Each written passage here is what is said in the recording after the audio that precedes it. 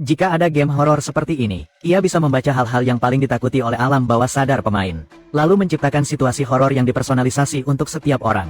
Jadi, apakah kamu berani mencobanya? Sebagai seorang pecinta game horor, dia dengan percaya diri mendaftar untuk mencoba game ini, dan dengan mahir menyerahkan ponselnya. Namun, berbeda dengan sebelumnya, kali ini perlu dipasang sebuah port koneksi di tengkuknya. Penanggung jawab memastikan ini semudah memasang indik telinga. Robert dengan santai menandatangani perjanjian kerahasiaan. Namun dia tidak menyangka bahwa para pemain yang ikut uji coba sebelumnya, semuanya telah menghilang tanpa terkecuali. Setelah menandatangani kontrak, Grace langsung memasang port koneksi game di tengkuk Robert. Ternyata tidak ada rasa sakit sedikit pun. Setelah itu Grace memulai program untuk memuat game ke otak Robert. Detik berikutnya, permukaan meja di depannya mengalami perubahan aneh. Belum sempat membedakan mana yang asli dan palsu, seekor tikus tanah kartun sudah merayap keluar dari lubang. Hanya saja piksel ini benar-benar tidak bagus. Namun, setelah Grace menyesuaikannya, tikus tanah itu langsung menjadi hidup. Tapi hanya Robert yang bisa melihatnya sendiri. Ternyata inti dari permainan horor ini adalah menumpuk objek virtual di atas pemandangan nyata, membuat pemain tidak bisa membedakan mana yang nyata dan mana yang palsu. Tingkat realisme ini membuat Robert terus-menerus takjub, tidak tahan untuk langsung memainkannya di tempat. Tapi dia juga sedikit bingung. Dikatakan game horor terhebat dalam sejarah, kenapa malah jadi game pukul tikus tanah begini? Grace menjelaskan ini hanya pemanasan sebelum masuk game. Jika Robert setuju mencoba versi resminya nanti, dia akan menerima bayaran yang lumayan. Saat ini jangan bicara soal dapat uang. Meskipun tidak dibayar pun Robert ingin mencobanya. Setelah setuju dengan senang hati, dia dibawa untuk bertemu pendiri perusahaan, Tuan Saito. Perlu diketahui bahwa lawan bicaranya adalah seorang master game horor. Berbicara dengannya membuat Robert sangat gembira. Tuan Saito percaya bahwa game horor adalah cara yang sangat baik untuk melepaskan stres. Hal itu dapat membuat orang berada dalam lingkungan yang aman, mengalami perasaan gembira yang luar biasa, dan game horor baru yang dia rancang dapat melalui teknologi antarmuka otak komputer tercanggih, mengeksploitasi ketakutan terdalam dalam kesadaran pemain. Dari sana menciptakan momen menakutkan tingkat tertinggi sesuai permintaan. Mendengar ini, Robert sudah sedikit tidak sabar, menunggu hitungan mundur 5 detik selesai. Semua paket data akan selesai dimuat. Tetapi ketika Robert membuka matanya, dia tidak merasakan ketidaknyamanan apapun. Ini memberikan awal yang baik untuk sesi uji coba. Kamu sudah siap untuk mencoba. Permainan resmi dimulai. Grace membawa Robert ke lokasi uji coba yang berjarak 2 mil. Sebuah rumah berhantu dengan penampilan kuno dan suram. Cukup tinggal di sana sampai pagi. Robert akan menerima bayaran 20.000. Selama proses itu, dia juga bisa melalui headset, tetap berhubungan dengan Grace kapan saja. Sebelum pergi, Grace telah menekankan berkali-kali, semua kengerian yang terjadi di sini hanyalah ilusi, dan tidak akan benar-benar menyakitimu. Namun meskipun sudah ada jaminan dari Grace, menghadapi ketakutan yang tak terduga, Robert tetap tidak bisa menghindari sedikit ketegangan. Untungnya, setelah melihat sekeliling tidak ada hal menakutkan yang terjadi. Pada saat yang sama, Grace duduk di depan layar pemantau, terus mengobrol denganku melalui headset, membuat suasana hati Robert jauh lebih santai. Tapi aku tahu permainannya pasti tidak sesederhana itu. Untuk memastikan, aku memutuskan untuk tetap sedikit bergerak. Duduk diam menunggu sampai pagi. Tanpa diduga, tepat saat aku sedang fokus membaca buku, seekor laba-laba tiba-tiba merayap ke karpet. Pada saat yang sama, Grace yang memantau melihat detak jantung Robert meningkat pesat. Jelas permainan ini juga sudah mendeteksi bahwa dia takut laba-laba, dan mulai menyelidiki reaksinya lebih dalam.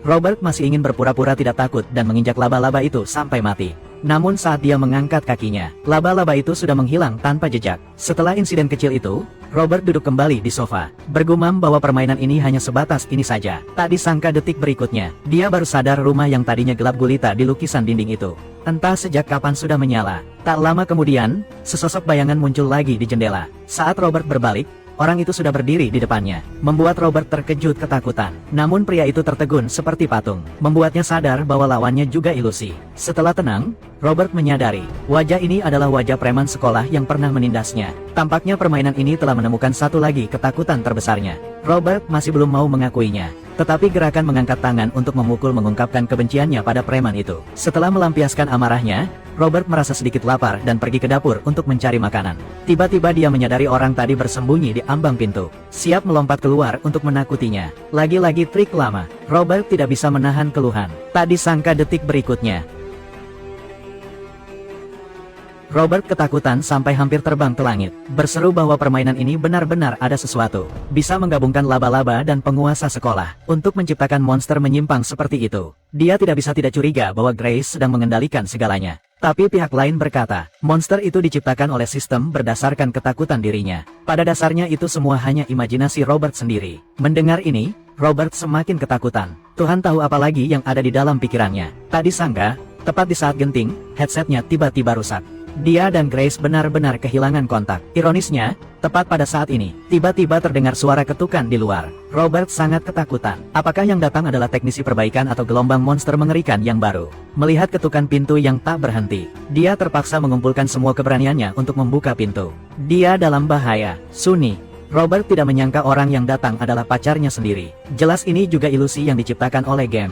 Dia tidak bisa tidak mengagumi betapa hidupnya karakter ini diciptakan. Bahkan suaranya pun sangat mirip dengan pacarnya. Namun, ketika dia menyentuh wajah lawan bicaranya, dia menyadari ini nyata. Pacarnya juga tidak lagi berminat bercanda dan berkata dengan ekspresi serius. Setelah Robert pergi, dia mulai menyelidiki perusahaan ini dan menemukan bahwa game baru yang dikembangkan Saito sangat berbahaya. Para pemain uji coba sebelumnya semuanya menghilang secara misterius. Dia menyuruh Robert segera pergi bersamanya dari sini. Tapi Robert malah menganggap ini adalah trik dari perusahaan game. Membayar pacar sungguhan untuk datang.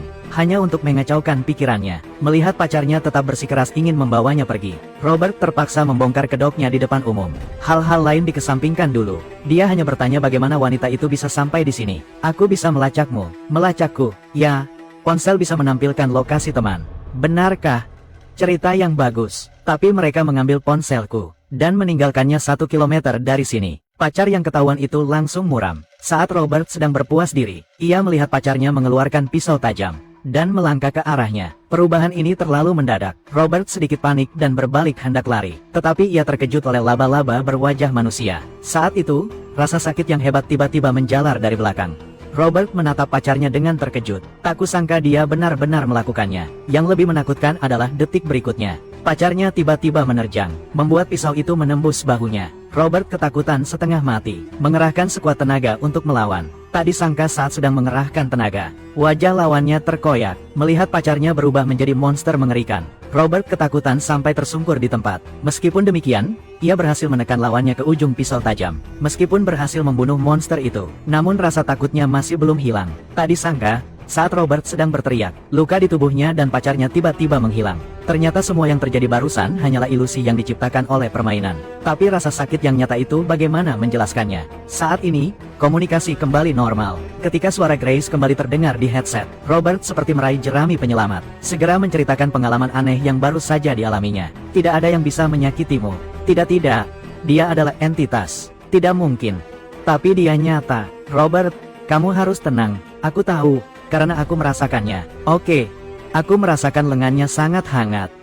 Aku bahkan merasakan dia menusuk bahuku dengan pisau. Tapi Grace merasa sulit mempercayainya. Dia curiga sistem itu berevolusi sendiri untuk merasakan sensasi fisik. Ini adalah penemuan baru yang belum pernah terjadi sebelumnya. Tapi Robert malah semakin takut setelah mendengarnya. Dia langsung meminta untuk keluar dari versi uji coba. Jelas sekali tingkat kengerian game ini sudah melampaui imajinasi semua orang. Untungnya Grace dengan senang hati menyetujui permintaannya. Namun untuk keluar dari game, dia harus pergi ke pintu keluar sendiri.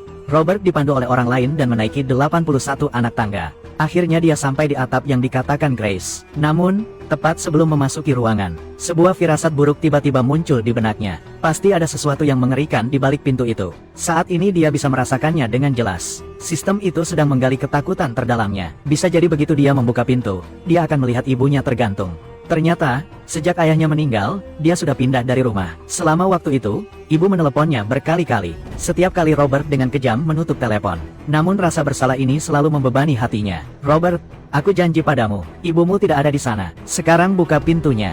Ini satu-satunya cara kau bisa keluar dari permainan ini. Di bawah bujukan Grace yang terus-menerus, Robert akhirnya mengumpulkan semua keberaniannya. Namun, saat membuka pintu kamar, tidak ada seorang pun di dalamnya. Tidak ada pemandangan mengerikan sama sekali. Robert menghela napas lega, dan buru-buru bertanya pada Grace di mana jalan keluarnya. Tanpa diduga, pihak lain tiba-tiba melontarkan ejekan. Mengatakan bahwa permainan ini pada dasarnya tidak memiliki jalan keluar. Dia hanya ingin melihat apakah Robert patuh. Kenyataannya membuktikan dia sudah dijinakkan oleh sistem. Saat itu Robert benar-benar hancur. Dia ingin keluar dari permainan tetapi tidak berdaya. Hanya bisa berteriak tanpa daya, tetapi Grace tetap tidak melepaskannya. Terus bertanya kepadanya tentang segala sesuatu yang berhubungan dengan ibunya. Robert saat itu baru menyadari dengan ngeri. Dia tidak bisa mengingat seperti apa rupa ibunya. Bahkan lupa dia siapa. Ternyata sistem itu tidak hanya membaca otaknya, tetapi juga mengubah ingatannya sesuka hati. Diam. Diam. Cepat diam. Untuk membungkam Grace itu, Robert segera mencabut earphone-nya. Baru saat itulah dia menyadari suara itu berasal dari dalam kepalanya. Tidak, tidak, pergi dari otakku. Dalam keputusasaan, dia memecahkan cermin. Dia mengambil pecahan kaca, ingin mencungkil port konektor dari lehernya. Tapi tepat saat pecahan kaca itu menusuk, Robert tiba-tiba kembali ke kantor Saito. Ternyata, sejak mengunduh paket data, semua yang dialaminya hanyalah fiksi dalam game. Dan seluruh prosesnya hanya memakan waktu 1 detik. Hasil tes membuat Saito sangat kecewa. Meskipun sudah disesuaikan beberapa kali, game ini masih terlalu kuat. Hanya dalam 1 detik sudah membuat pemain benar-benar hancur. Untuk mengimbangi kejutan yang dialami Robert, perusahaan memberinya gaji 2 kali lipat. Hal baiknya adalah setelah pengalaman ini, Robert memutuskan untuk menghadapi ketakutannya. Pulang untuk merawat ibunya. Syukurlah belum terlambat saat dia tiba. Melihat ibunya baik-baik saja, Robert merasa lega. Tidak disangka ketika dia menghampiri ibunya, ibunya sama sekali tidak mengenalinya. Bahkan terus-menerus ingin menelepon putranya. Saat itu aku baru ingat, ponselku tertinggal di perusahaan game. Tapi suara dering ini dari mana asalnya? Kecuali dia masih berada di dalam game. Ternyata Robert tidak pernah meninggalkan ruangan putih semula. Sejak saat mencolokkan antarmuka, dia sudah masuk ke dalam game. Pertemuan dengan Saito setelah itu, dan masuk ke rumah hantu untuk uji coba. Semuanya adalah ilusi tingkat kedua yang diciptakan oleh sistem, yaitu apa yang biasa disebut mimpi di dalam mimpi. Meskipun Grace berhasil menghentikan permainan tepat waktu, namun tes itu tetap terganggu oleh sinyal panggilan masuk, menyebabkan otak Robert benar-benar hangus. Faktanya, dari saat permainan dimulai hingga otak hangus, hanya membutuhkan waktu 0,04 detik. Bahkan Saito sendiri tidak tahu apa yang telah ia alami. Aku hanya menyesal kali ini lupa mematikan ponsel, sehingga tes permainan itu gagal lagi. Setelah itu, dia menyuruh orang untuk menangani mayat Robert, lalu melanjutkan mengumumkan perekrutan pemain uji coba game. Sebuah kehidupan yang indah pun lenyap begitu saja. Sebenarnya, sejak pemain menandatangani kontrak kerahasiaan, mereka sudah menjual nyawa mereka kepada perusahaan game.